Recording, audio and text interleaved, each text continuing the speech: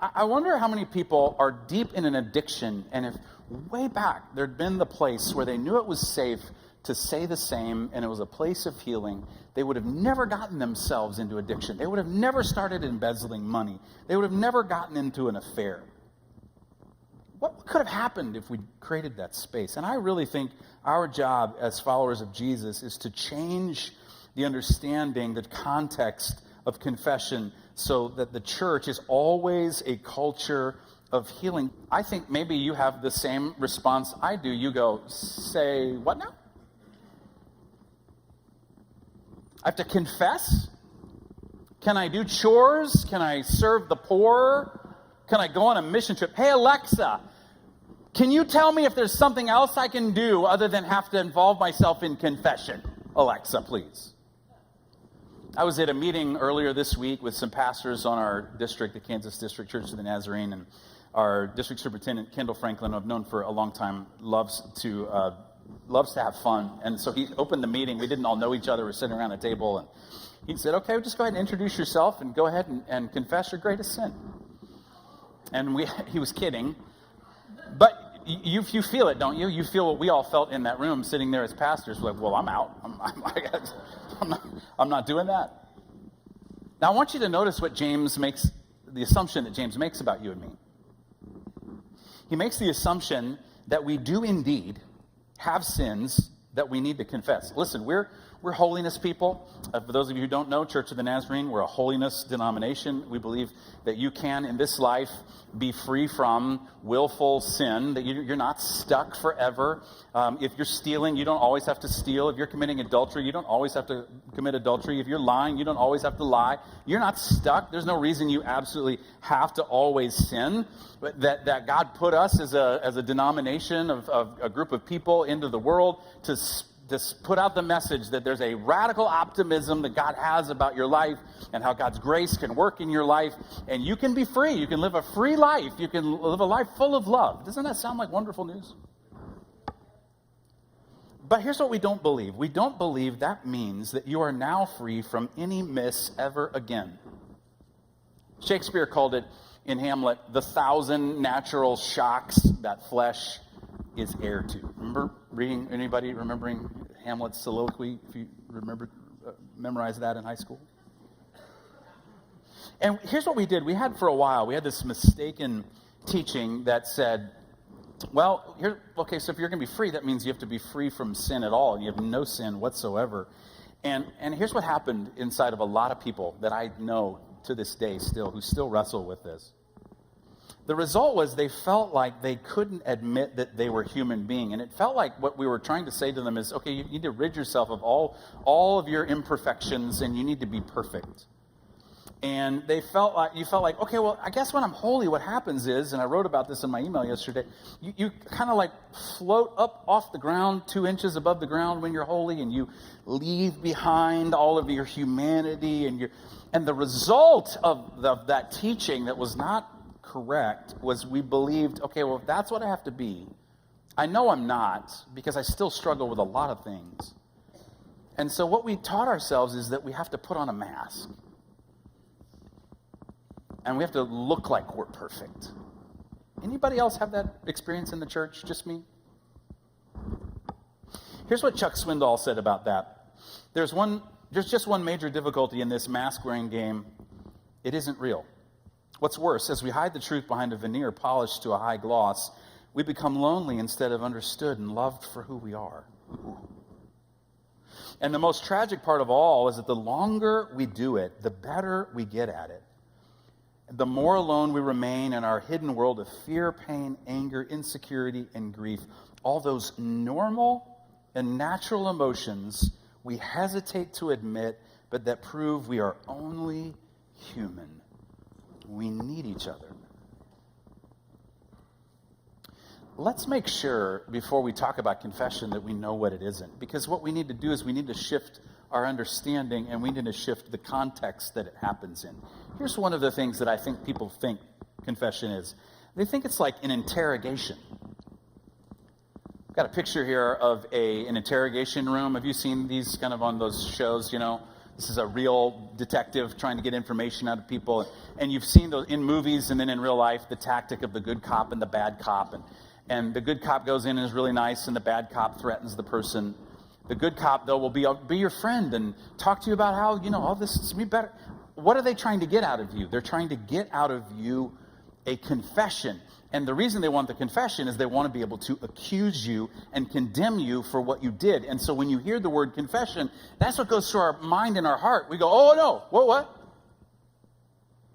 And honestly, many well-meaning people in the church have done a version of that and have said to people around this subject of confession, hey, you need to come clean.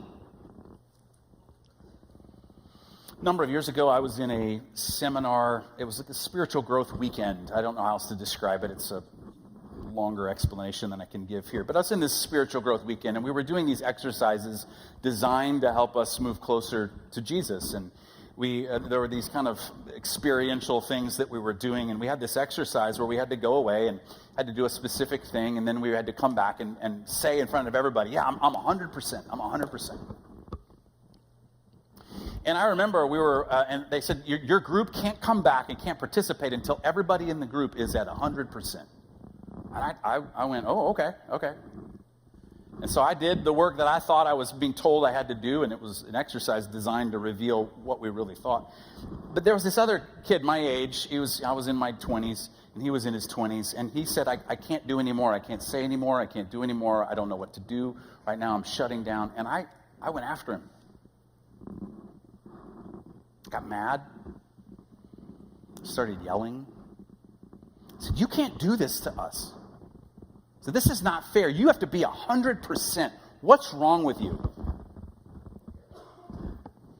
And you know what he did? He got up and he left. Never came back. And the reality is, around the subject of confession in the church, you might have experienced some version of that exact thing. Guilty. Second thing that it's not about embarrassment and shame. We have this saying in our groups that I borrowed from Richard Foster. Richard Foster said, when you're in a group with other people, you need to have three things in your mind. Encouragement always when other people are talking. Advice once in a while, because who likes to be fixed? And condemnation never. We want to create an environment where it's not about embarrassment and shame. I was in another group setting, and someone who was a leader, not here, a long time ago, someone was asking a genuine and honest question. They were trying to unburden themselves in this group, and they said, well, this other person over here made this statement, and I wasn't sure what to think about it. And the leader was listening to this whole thing. I was watching it happen in real time. This person's trying to unburden themselves and get closer to God. They were trying to release something in them. They were trying to confess. And the leader, instead of saying, oh, wow, that's really something. Instead, his response was, who said that? It was accusation. It was condemnation. It was embarrassment. It was shame. It's that dream you have where you're in your underwear, or anyone else, You're like, oh, I'm exposed. I'm embarrassed. I'm ashamed. Here's the result. When we hear James say something like, oh, when you're in trouble, pray. We go, oh, check. I'm in trouble? Pray. Yes, Lord. When you're happy, praise. Oh, check. Yes, Lord. When you're sick, I want someone to pray for me. I'm sick. I'm struggling. Can you come pray for me? Check. Confess? Oh. Now, let's make sure we know what confession is. Two things. Number one, it's a place to heal. When my mom died when I was 16, a family in our church kind of adopted me. They obviously saw what was happening with this 16-year-old kid, and I was friends with their son, and they just would have me over all the time.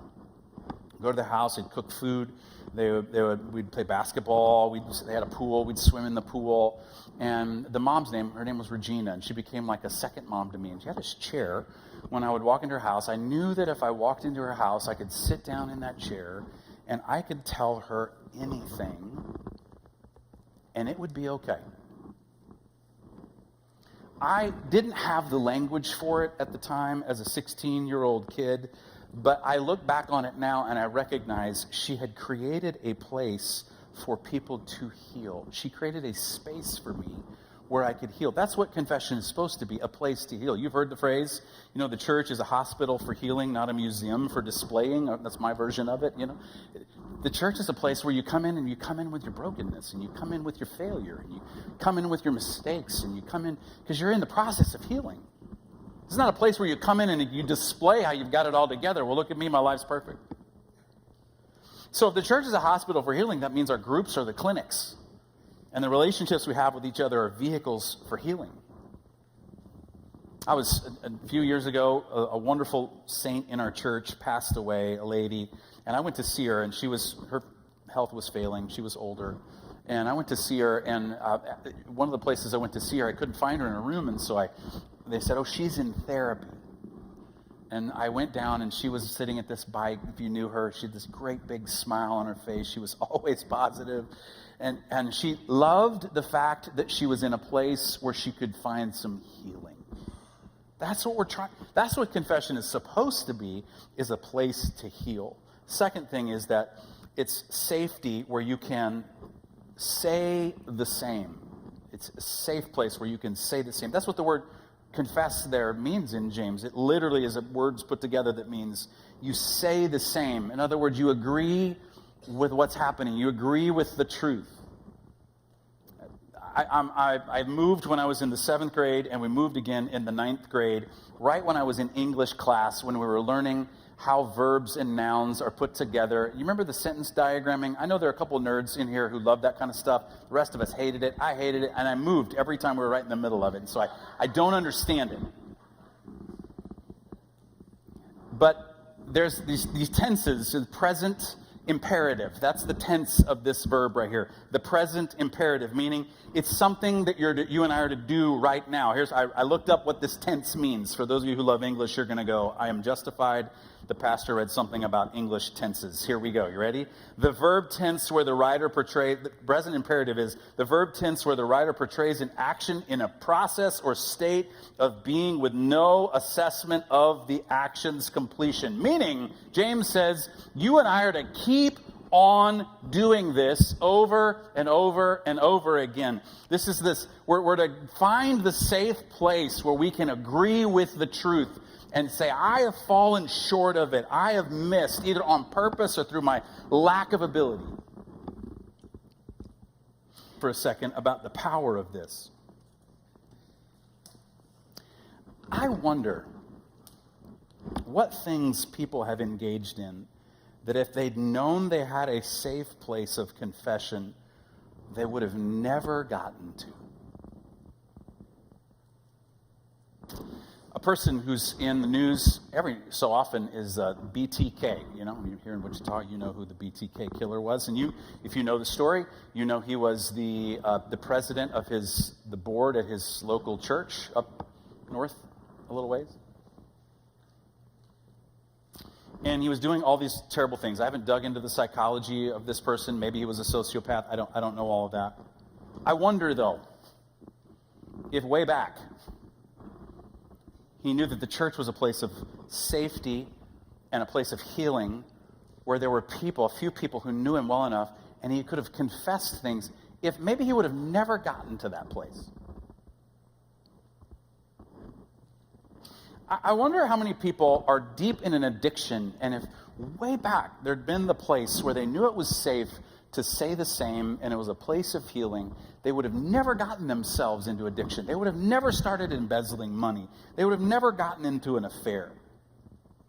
What could have happened if we created that space? And I really think our job as followers of Jesus is to change the understanding, the context of confession, so that the church is always a culture of healing. There's such a culture of condemnation around confession.